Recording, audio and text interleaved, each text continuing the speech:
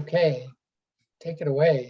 All right, and thank you, Daniel, for inviting me to talk with the group. It's nice to see some familiar faces and hear familiar voices, and just appreciate your interest here. And so I'm going to talk about our work as the recognized coordinating entity with ONC on their Trusted Exchange Framework and Common Agreement. I figured I'd provide some background if you aren't tracking all the inner workings of this and kind of how it came to be, talk about how TEFCA came to be, how it's intended to work, value of such an approach, the timeline, and then do a little bit of highlights of the common agreement. I can't get into too much detail on that. That's not public yet. And it's even a summary of it, it's not public yet. And then the QHIN technical framework, QHIN meaning Qualified Health Information Network, and the technical framework is a fancy way of saying an implementation guide. So that's what that is. That is public, and there it does address consent to some degree, at least the conveyance of permission. So I'll point you to those references. So we are working under a cooperative agreement with ONC. We just started the third year of the cooperative agreement.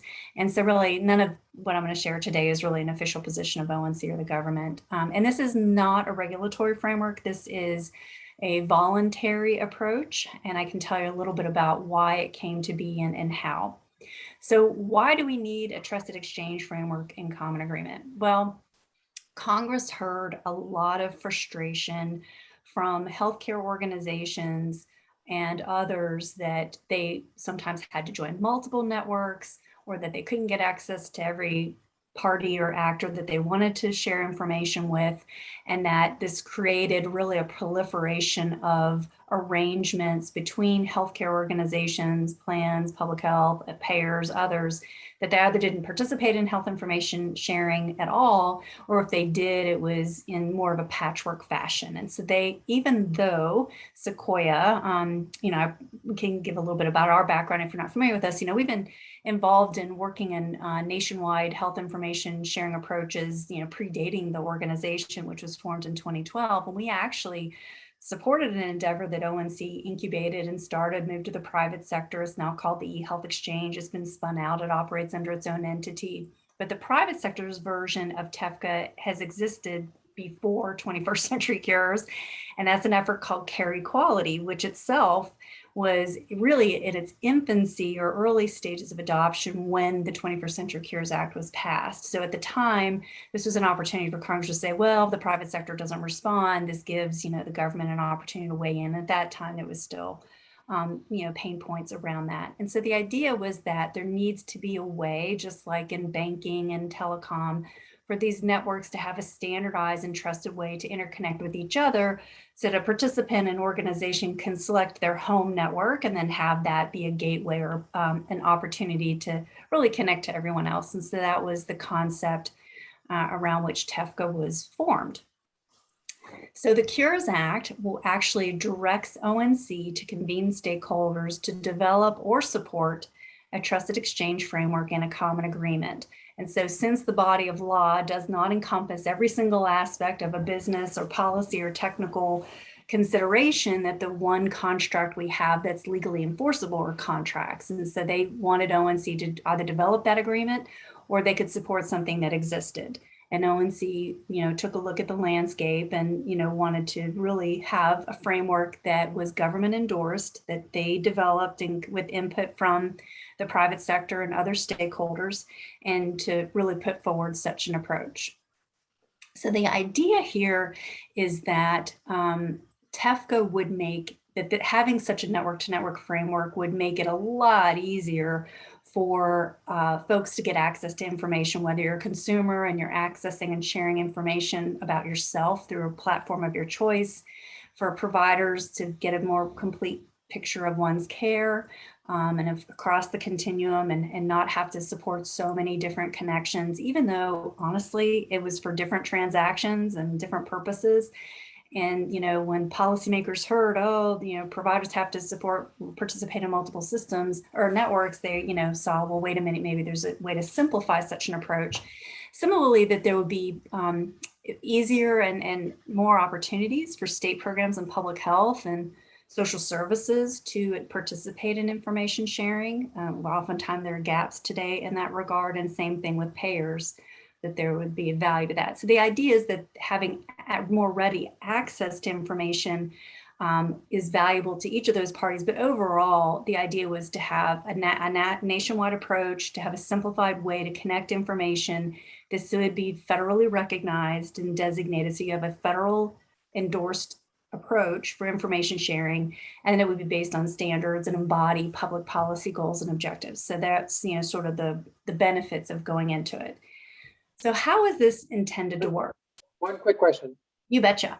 You have to go back to slide one. Just so it says on the second point here. Yep. Go forward. This one? No, the last slide you just had up with the 4 points. Keep going. Oh, no. No, not letting you do it. I don't know what to do. This one? There you go. There you Okay. go. So complete picture of care across all settings. Just to reinforce, this still is focused on healthcare, right? On clinical care. And I know in the past we've talked about broader. Is it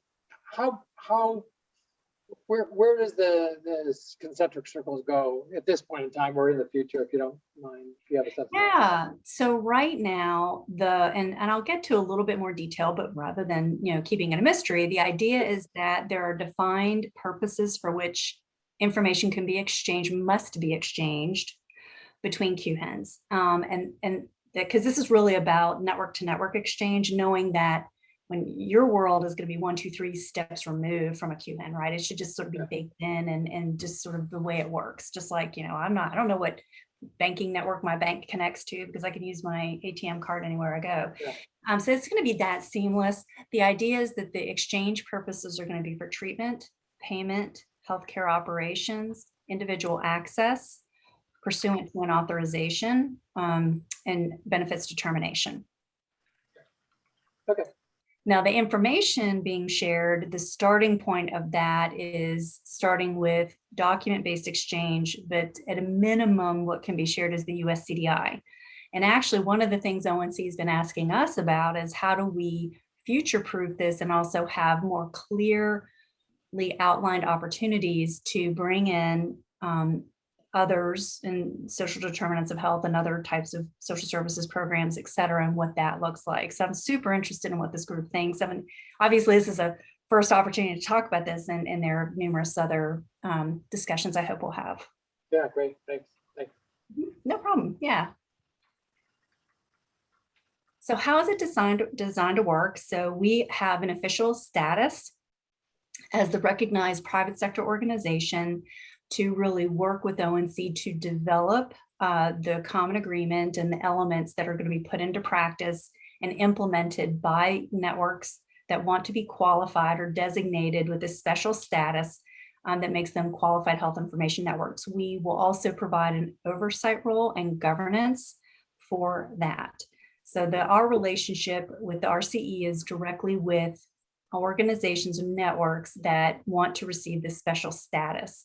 TEFCA is really solely focused, you can see where the box is, really on the relationship and the obligations and the capabilities and functions between QHINs. And it understands that these are going to serve as aggregation points of other connectivity, and that each of their representative networks will have their own network architecture, their own different types of participants. And then it could even be, you know, if you have a QHIN connects HIEs and HIEs have their own, you know, connections, that it, you know, really doesn't assume a hierarchy, but it allows for it. So it assumes that that QHINs will have relationships, contractual relationships with organizations that connect directly to their network, and that those participants themselves may represent others who are called sub-participants. And so it could be, you know, again, 1, 2, 3 steps removed. Now, the assumption here is that QHINs are national nodes. These are high performing, high throughput, high integrity, high security capabilities. They're going to process tens of millions of transactions a day. They're going to be well resourced. They're going to be viable financially. They're going to have appropriate governance in place, because this is a government endorsed status. And then by connecting QHINs, that is going to be part of the critical infrastructure for the US that could in fact be a target by foreign actors or those who have ill will. And so, the expectation and the bar for this, I would say, is different, even from carry quality, which is market driven. And their expectations for, the nodes and carry quality. When you put a government moniker behind it and you look at the broad set of purposes this will support, that the expectation is that QHINs will be pretty sophisticated. So not looking to replicate the network topography, I use that word a lot, that exists today. Not every network, not every vendor network is going to be a QHIN. And it may be, even if they could support the functions, they might not have the right governance, they might not have the resources, processing power, or it frankly, more than likely, it would not align with the business model. QHINs are going to be more utility based. They could provide other kinds of value added services. And the assumption is that they can sustain their network through their own network participants, right? And so there's just some assumptions going into, we'll get to later, and there are more details on that in the common agreement. But I just want to spend just a minute on that, because it's a little different way of thinking. And with that said, there's a role for all. So everybody that currently supports, participates in networks, or is already exchanging information, that, there really is an opportunity and a gateway to really participate in this national level approach without having to reinvent the wheel. So building from what exists. So for your community, they're probably going to be down here. Right? They're not going to be a QHIN. They're probably not going to be a participant in a QHIN. Maybe if there's, but more than likely probably here. That make sense? We'll assume it does. Yeah. No, I was just actually texted Kathy Miller, given the Bronx Rio. I'm wondering how similar, and maybe hold that for a second, but Kathy, I don't know if you see a parallel or if it's related to, how you guys are organizing all your data systems.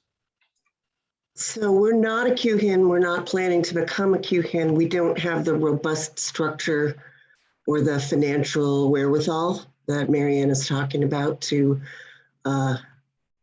cross that threshold. I know that the New York eHealth Collaborative has looked at the idea of whether they could be a QHIN. I think there are a lot of reservations about their ability to handle the traffic and have the right technical infrastructure, since they can, they struggle with some of the processing that they do today. So I think we're expecting that the New York HIE networks will wind up connecting nationally through, whatever QHIN makes the most sense once those get created. And I think there are a lot of questions that those of us in the industry have about, how this QHIN, infrastructure and revenue model is going to work. There's still a lot unknown about it. Marianne, if you had been in the room at Chic after your presentation, the buzz was just crazy. Really? Oh, okay. Wasn't negative. It was just, oh yeah. Well, I mean, and I wish I could have been in that room and had those conversations, because, it's, it's just interesting stuff. I'm really looking forward when the common agreement summary comes out, we can talk a little bit more. So one example, because maybe there is a statewide HIE or multi-state HIE that wants to be a QHIN and say they, can fulfill that, then, you have them, their HIEs connect there, and then, HIE participants here, maybe even individuals. If not, there are some national networks that have said, hey, they aspire to be QHINs. And so, you could have that, and then statewide HIEs here, and, whatever. Yeah, and there are lots of different models. Yeah, I think I can think of a few of my HIE colleagues in different areas that are probably well down the road to planning their QHIN applications, and some of them are known to this group. I won't name names right now, but they're talking about it pretty openly. So yeah, I think the MyHIN guys are probably up at the top of the list, and I think we have a lot of respect for them and their ability to really be a network of networks, which is the model they've implemented out there for many years now. So right. I think it's going to be interesting, and it's challenging in New York because we're working on trying to implement our new consent model so that we can in fact have patient consent to send data out of state, which doesn't exist right now. It's in process. We're actively working on it. My morning was spent on that. So there's a framework that we're putting into place that will address a lot of the issues that have been here before this, that we're looking at getting set up next year. So great. Great. And then also, of course, the important role the individual has a role for in all of this. I'll talk a little bit about the exchange purposes. So what will TEFCA enable? Well, there are different exchange modalities. So a QHIN has to support query for documents as well as push, which is called message delivery. So they have to do both. They have to share information that they have available, EHI in a consolidated CDA format that at a minimum includes the US core data for interoperability, the US CDI, and that they have to support all of the exchange purposes, as you can see here, treatment, payment operations, which are defined by HIPAA, public health, which is defined by HIPAA, individual access services, so that we can, as individuals, access and share information about ourselves, through the platform of choice. And benefits determination, I guess the best known example of that would be the Social Security Administration, where they offer benefits to individuals who are disabled and they need medical evidence for that. So that would be an example. It could be that social services could also fall under benefits determination. And that over time, this will be expanded. This is a multi-purpose, multi-use, multifunctional approach that instead of having a specialty network every time you want to support a different exchange model or a different exchange purpose or a different type of information, you don't have to enter into brand new arrangements. It's sort of this umbrella approach that can support all of these things. So there are a couple things that are already thinking about. One is, supporting publish subscribe and looking at other standards and approaches like around FHIR-based exchange, and which is really designed for more of a point-to-point type of architecture, not a network of network where there could be multiple hops. So there's some pieces missing there.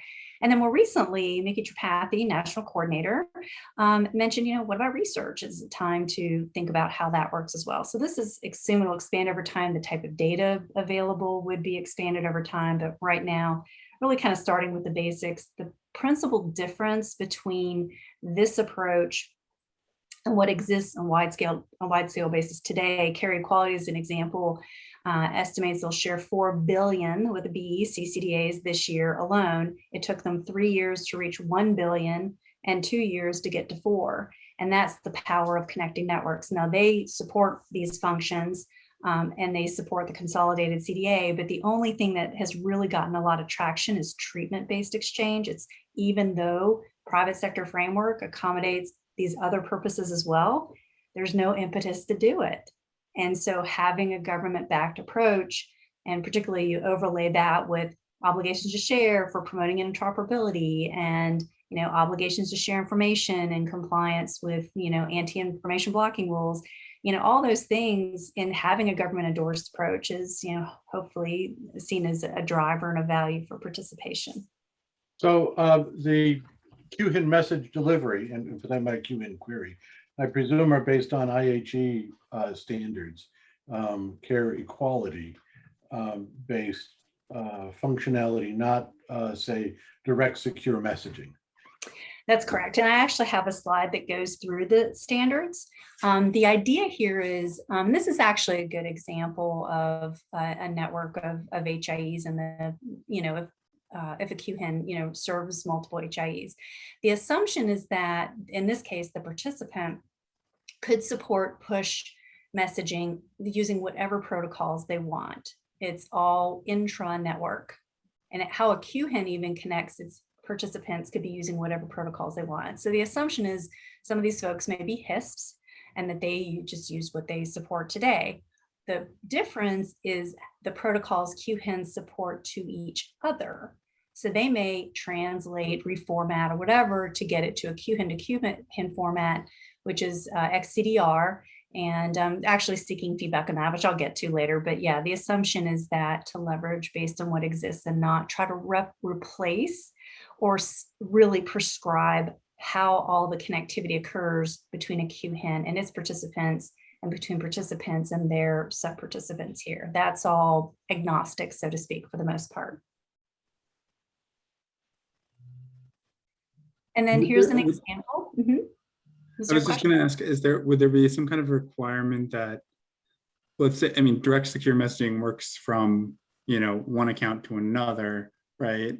So there doesn't necessarily, at least as of now, there doesn't have to be like a QHIN in the middle. Exactly. Right? So, it doesn't have to be at all.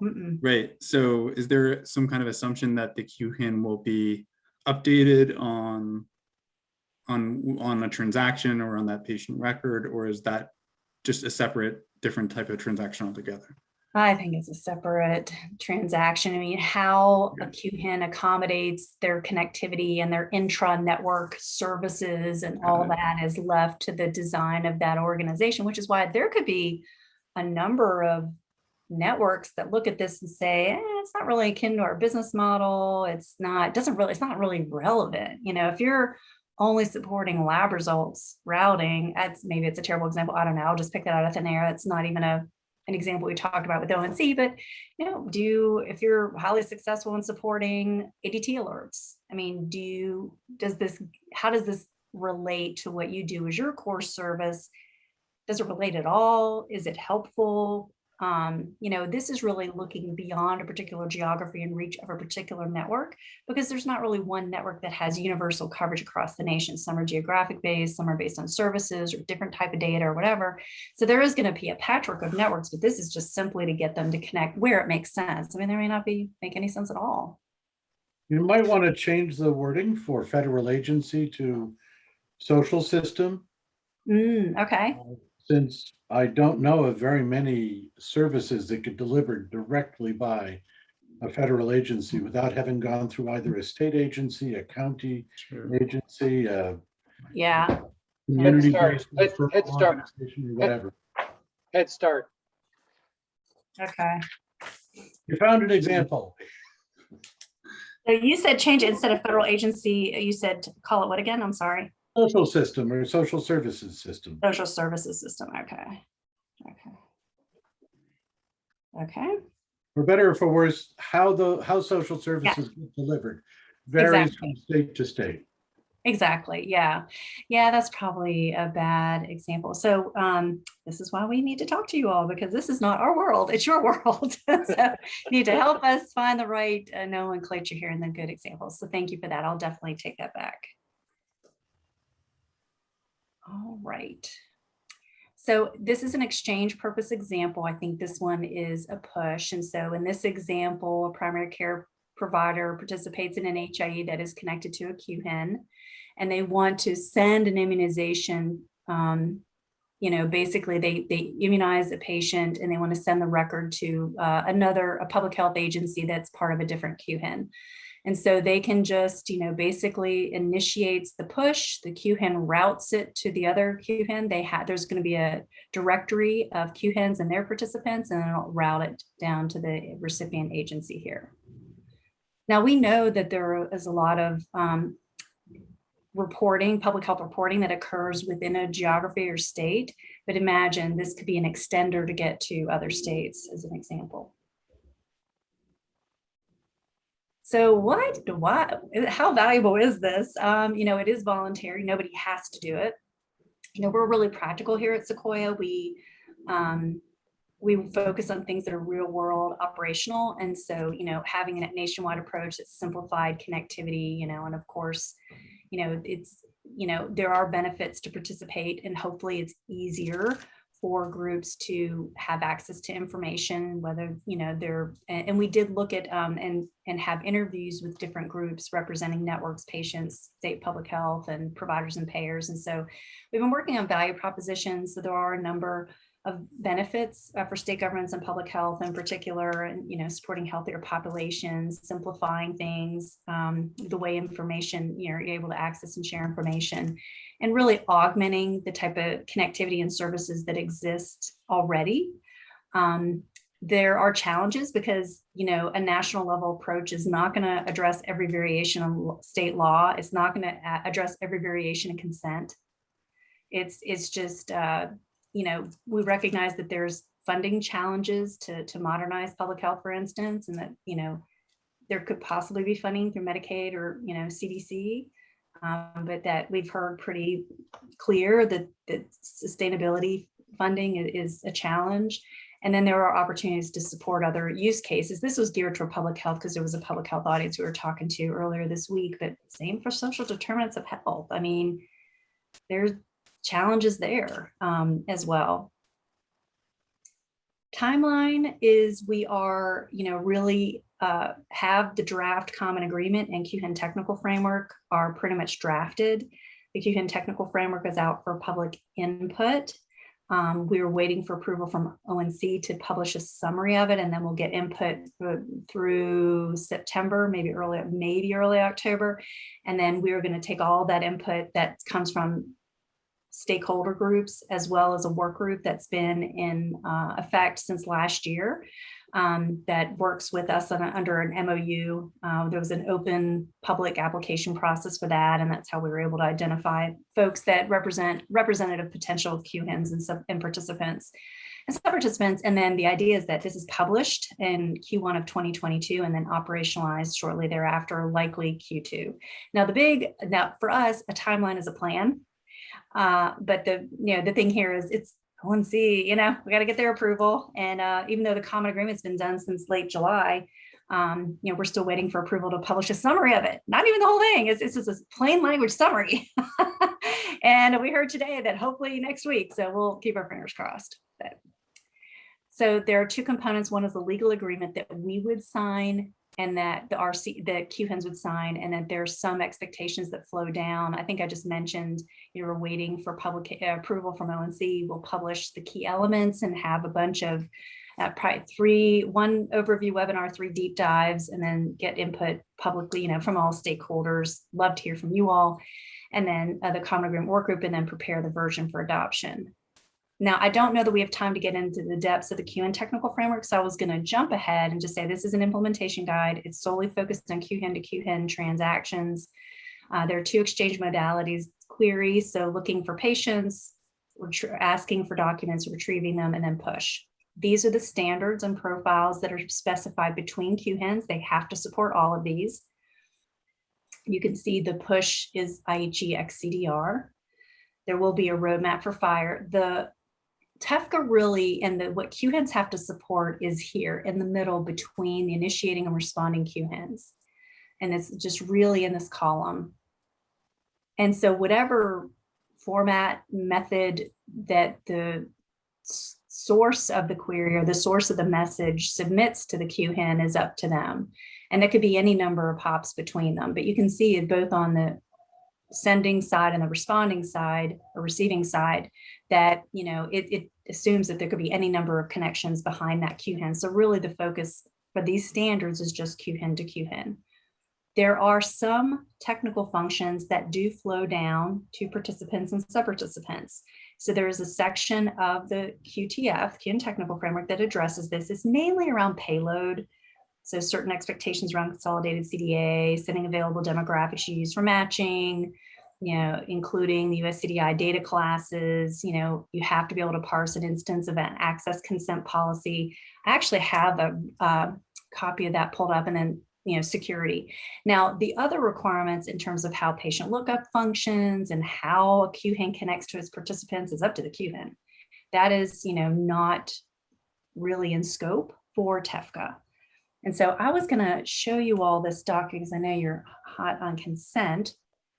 So there's an expectation that there will be an instance of an access consent policy document, and that this is basically, pertains, I think this is the flow down. Yeah, these are the functions and constraints, that apply to participants and sub-participants. It was largely your community. You could see the topic.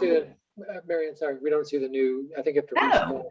Your Gotta restart screen the new share. document, yeah. Oh, here, let me stop share new share. Yeah. Sorry about that. Oh, thank you for no. telling me. Okay, how now? Is that better? No, it just says ONC recognized. Still, maybe you want to Stop share Yeah, maybe and try new share share. screen. There. Share. How about now? yes. Okay, better. All right, so there is a section of the guide. This is probably be of most direct relevance to this group, or constraints that flow down, and it, it's implementation guide. So it's the stuff I talked about in that slide, but this is the part I thought you might find interesting, is that it doesn't specify how a consent is codified, or all it says is you have to indicate and represent the form of the consent itself. Right now, it recognizes that it could be in scanned PDF, it could be an executable format, it could be a fire consent resource, Kantara consent receipt format, or one that requires manual inspection. So this is the kind of thing that could change over time, but you're just basically indicating the manner in which the consent is being shared. It doesn't specify consent, it defers to applicable law, whether you have to get consent or not. I mean, you're just not going to harmonize all state laws in that regard. What do you call that? It was called an instance of an access consent policy. I'll go back to where we were. And then I think I can go back to that. And so that is, so the other thing is the implementation guide, the QTF does not currently specify or require the support for fire. That's because fire is designed to be point to point. And TEFCA assumes there will be intermediaries at a minimum between an organization and a QHIN, if not multiple. And fire is not really designed for multiple hops, so to speak. So we will specify a plan for a roadmap for when that would be supported. That would be published in conjunction with the version of the QTF put forward for adoption. Again, that's in Q1 2022. So we have to address how do you address security, OAuth, and routing transactions multi-hop. Now, I mentioned that carry quality is the private sector's response, to address the challenges that TEFCA puts forward. Carry quality already developed an implementation guide through a consensus-based approach. So we're definitely going to look to that first, and then get input from other groups and accelerator projects and others. And so, put forward an approach and get public input on it. So it's, but just to give you a sense that there is an implementation guide out there, there's been a ton of work on it. And, we want to leverage from what exists rather than creating wholesale. So we are specifically looking for feedback. Take feedback on any aspect of the QHIN technical framework. This is not a formal public comment process, but practically speaking, we're going to need feedback sooner versus later. So I think we picked a date of September 17th. We take feedback in the form of type an email, join a webinar, send us a chat. If you want to submit a letter, fine. There's a form you can use. We're specifically looking for, input on definitions and the different exchange scenarios. And if there are requirements to support the functionality and of the flow down obligations, and in particular around the push. Should we wait for fire? Should we require it for all QHINs now, defer it until fire is available, or make it optional? So, it's just recognizing that there were different views on that. And that's, I think, really the gist of it there. If you want more, if you're really interested and get jazzed about all the details, there are recorded webinars that are on our website. The slides and the recordings are, and definitely more will follow on the common agreement. That's going to be super interesting, I think, to the group. And then we'll brief the high TAC on October 13th. And we have calls every month, and feel free to join, ask whatever questions you all want. Happy to talk with you all further offline. And we want to really do what's best to include the community and make sure the community you represent is represented and has a voice in everything we do. That's fabulous. Thank you so much for that. Bit of a fire hose, but yeah, sorry. No. I'm sure a lot of people on the call were lapping it up. We certainly can, share this information to this network and the broader network. And for those people who are interested, we can help get that word out for you as well. I know you've got a big network yourself, but I appreciate that very much. I had two questions. We have a few more minutes. People need to jump up, and I want to open up the floor for folks. On slide 17, if I remember correctly, there was a reference to consent as well. And I don't know if that was what you just mentioned before, the instance of access. I think it was one before that. Yeah, right there. No, one forward. This one? That's 17. All right. Go back 3 more. 1, 2, 3. Timeline? Try one more back. maybe. There we go. There you go. So under challenges, variations in public health law, information to be shared, and then there's consent in there. Is that referencing just general need for consent within the public health for using the information, or is that the broader concept? Oh, it's broader. Yeah, it's for sure broader. Mm-hmm. Okay.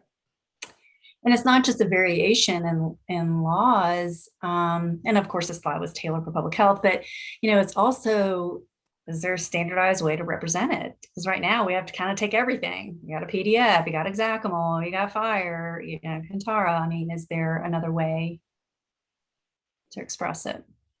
So, Jim, I'll just call you in a second, but that's exactly the goal is there a way to represent it? So people at the most granular level can provide, whether or not it's HIPAA, FERPA, 42 CFR, or any of the other ones that would really, I think I was excited about thinking about at what point do these things marry up, because from a system level perspective, you really need, if you're going to do SDRH, you need access consent. That's going to facilitate the whole process in a lot of ways.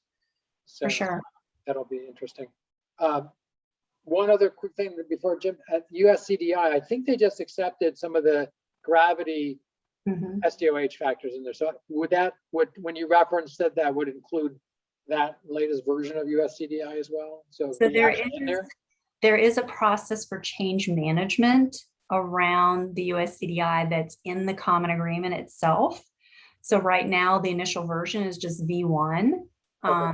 So there is a change management process. It's so funny because people always say, what do you think is going to be the, I mean, they'll ask questions like, what do you think is going to be, the most significant thing about this? And I said, the first thing we're going to exercise is change management or governance, because, we're going to learn from every conversation. We're going to learn by the first batch of folks that go through the designation process. We're going to learn by all these things we're interpreting. And so we're going to be changing this and adopting it over time. And certainly to include expanded definitions of USCDI and to represent your community here and to leverage the work of Gravity and others. We don't have to invent everything, Great. Hey, Jim, what's on your mind?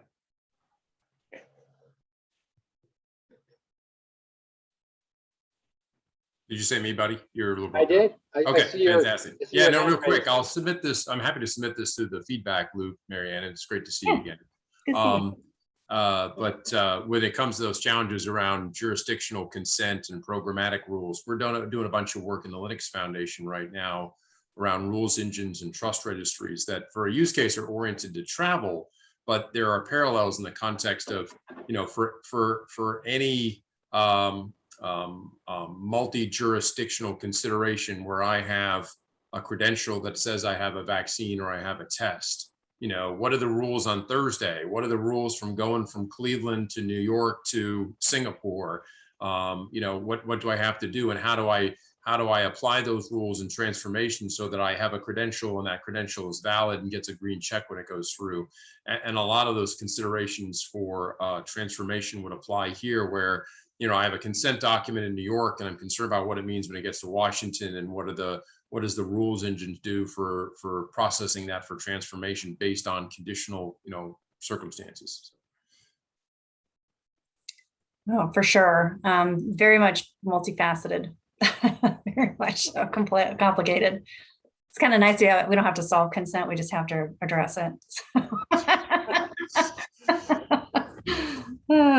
Oh, speak for yourselves. I know. I feel for our friends in New York. It's tough. It's a tough situation. It was tough in 2007 when we first talked about this. It was one of the first issues where we're kind of like, wait a minute, what? Oh yeah. You need consent to share that data? Yeah, and it has to be specific to every organization. Well, that's where the change is coming in now, Marianne. We're working on setting up the infrastructure to move to a consent that essentially says I give my consent to share my data through the New York Shiny with any current and future treating providers or health plans. That's phenomenal. But it is a huge change to the infrastructure, and you can't just replace what we had today with that in the future, because what if the patient says no when they're already sharing with a bunch of places? It's really complex, both policy-wise and implementation-wise and technically. And it's really challenging. So For sure. that's our next few months of craziness in New York. Oh my. So again, any other comments, thoughts? This is great. I'd love to reference this, and Adam's ears are burning here.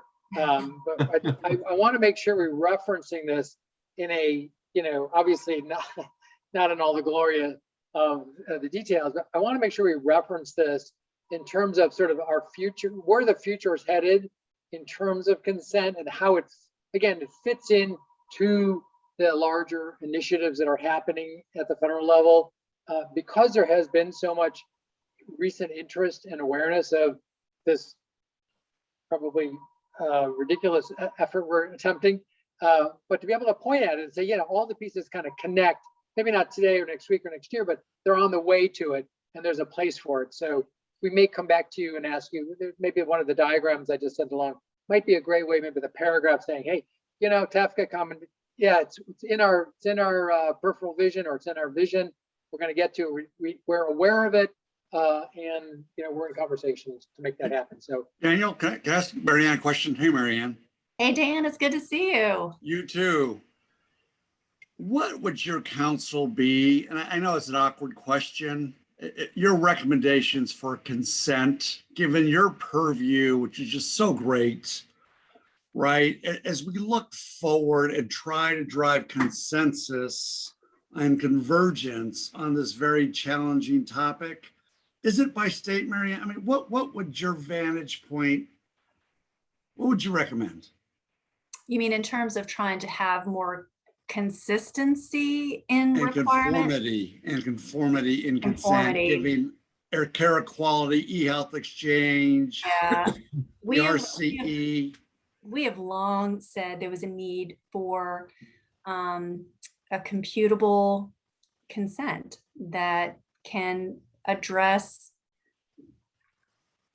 the constraints that are placed by an individual on their information, regardless of what they are. So, I mean, the view we've always had, and this is from day one, is that we need a computable consent, and to be able to express those, whether, and it kind of takes geography out of the equation, and that with the systems, then the sending and receiving side need to be smart enough to know what to do with that. And that's the harder part. I think that's the hard part. I don't know if that's the best answer, but that's the one I got.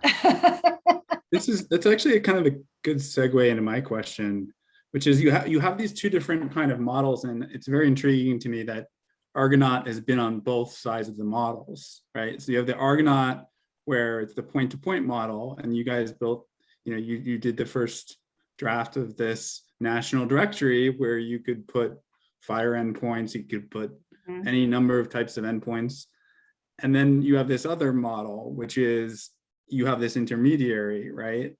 And so maybe you can help me understand, what your vision is, or, how, is there a way that TEFCA can solve some of the problems in the other model? Like, for example, if I have a direct address, but I don't have a FHIR endpoint, and I want to communicate with someone on the FHIR endpoint, and we're both connected to some kind of QHIN, how does the QHIN play between us? Or like, I guess I'm just trying to, I'm intrigued that there's kind of like different worldviews in terms of how to exchange healthcare data. And you guys have been on both, so you've got to have some perspectives on it. And how you can, will you help to operate? Will you help to connect like the direct world from the care quality world from the, FHIR world? Is that? I think there's a potential opportunity to do that, but not out of the gate. We've had discussions for some time about, can we marry up these directories or have a directory of directories of, and right now the QHIN, we already operate a FHIR directory, healthcare directory. We operate it for care equality. It's been around for years. We're upgrading it right now to R4. If we're the RCE, we're going to use that directory rather than create something new. But there is a need. We're actually in discussions with Da Vinci Project about, hey, you know, they're doing stuff on directories, and there's a need for policy and governance around directories to support directories or directories. So there's going to be more than one directory, but how do you, and that there is, this is where I think if we can coalesce some of this stuff and really solve it from a practical perspective, and if TEFCA kind of gives us a little bit more gravitas to do something and not, you know, because everybody's kind of, you know, they like the way things are working maybe to some extent, and we don't want to step on anybody's toes. But I think there's just a your unifying, you know, name of this group is so lovely, and but I think there's a way to bring it all together, and I think that's a real opportunity. This is like this goes directly to like the point I was making in a previous meeting, where it's all about governance, right? It's all about governance. It's all about governance. So how can you create a governance model that gets all those players at the table, and everybody feels like they don't think that the other guy, you know, has the leg up on and they're not how this entity is governed, right? Yeah, and so that's exactly the common agreement puts forward a governance structure for TEFCA. So, you know, the cooperative agreement says we're governing, but we're just pointing to a governance process where the decisions are made by the QHINs and the participants and sub-participants, and ONC is going to weigh in, and we're facilitating it, but we're not the decision maker. The only thing we have authority to do, well, not the only thing, is to, you know, make the decision about who's a QHIN or not. That's squarely in our court. But that's all based on defined rules, objective criteria that are defined by the governing body. Governance is everything. People need a voice and they need a say, and you know, it shouldn't just be one party calling the shots, right? And my other question is, if you talked about funding models and the need for sustainable funding as an issue, are there kind of other revenue streams that you're looking at outside of kind of looking for just kind of continuous government funding, or what other? Gracious, no. You know, I had to laugh because, and Dan, you know this because you're involved when we got started. You know, we never took government funding until this grant. We're an old-fashioned startup. We started with nothing. I mean, zippo. There were no staff. I was volunteering my time. We had a CTO who was volunteering his time. But what we had was this incredible community of exchange partners who wanted to share information, and they were willing to pay for services. So we are been thinking about significantly sustainability from day one. And you know, there will be fees that we charge for QHINs. There will be a fee charged for us to do the validation. We've got to move off of government funding. What's the challenge for us is going to be is having the government in the inside of this is a lot heavier overhead than what we're supporting in care equality. And so that's the bigger challenge, is how do we support this government-esque approach that is a lot more hoops to go through than in the private sector driven one. You can be lean, mean, but with this one, there's going to be so so we have to figure that out. But we are going to really, to be successful, we believe we're going to have to be able to do this without relying on government funding, because it's not forever, you know, it's just different because it's a production kind of deal. You know, you can't rely on government funding when people are relying on information to treat patients, because if something happens because of some contract issue, or Congress doesn't give ONC or whomever the funding they need, you know, we're going to have brownouts and blackouts, and we can't have that. That's just not viable. Okay. We could continue. That's why I said, yeah, we can continue this conversation for a while.